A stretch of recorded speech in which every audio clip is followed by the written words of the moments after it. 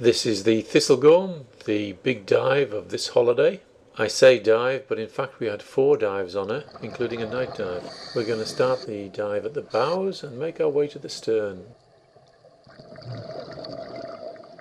Just dropping over the forecastle into hold number 1.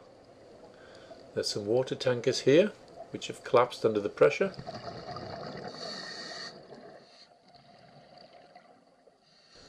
Ducking down into hold number 1, and there's a little swim through into hold number 2. But first we've got the opportunity to look at various motorbikes.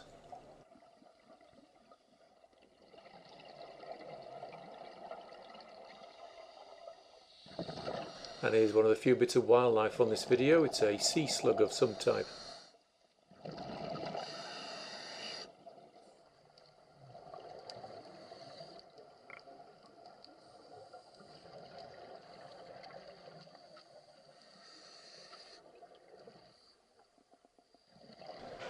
I do like a nice dark swim through.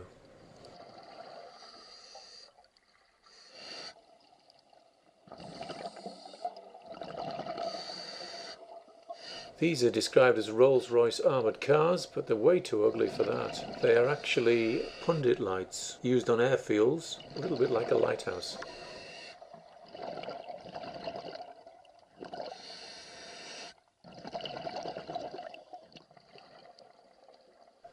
And now we're coming out of the midship section and into the bomb damage section. This is a Bren carrier, and this is what it looks like in better days. In some of the guidebooks these are described as bombs, but they're not. They're 15-inch naval shells fired from guns like this. These are the 2 that sit outside the Imperial War Museum, and they used to reside on ships like this. This is HMS Warspite. HMS Hood also had these guns. Somebody kindly pointed out this crocodile fish as we were swimming past. While I might be a naval geek, John is a bit of a railway geek because his dad used to work at Crew Works. In fact, this loco might have been built there. And this is a nice view of me swimming over the 2 aft guns.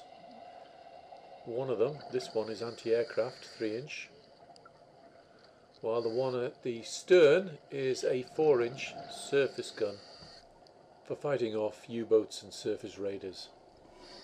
We then explored beneath the guns, and there was a room full of ammunition.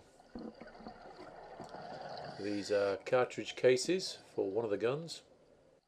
One of the things I learned while researching the wreck of the Thistlegorm is that the death rate in the Merchant Navy, who were civilians, was higher than either the Army, Navy or the Air Force. Just having a look around the midship superstructure, you can see how the nitrox pools, and one of the reasons we came in here was to have a look at the captain's bath. And here it is.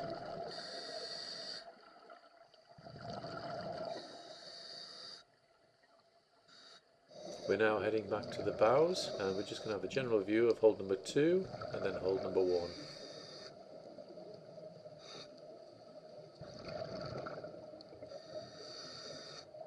This is the forecastle.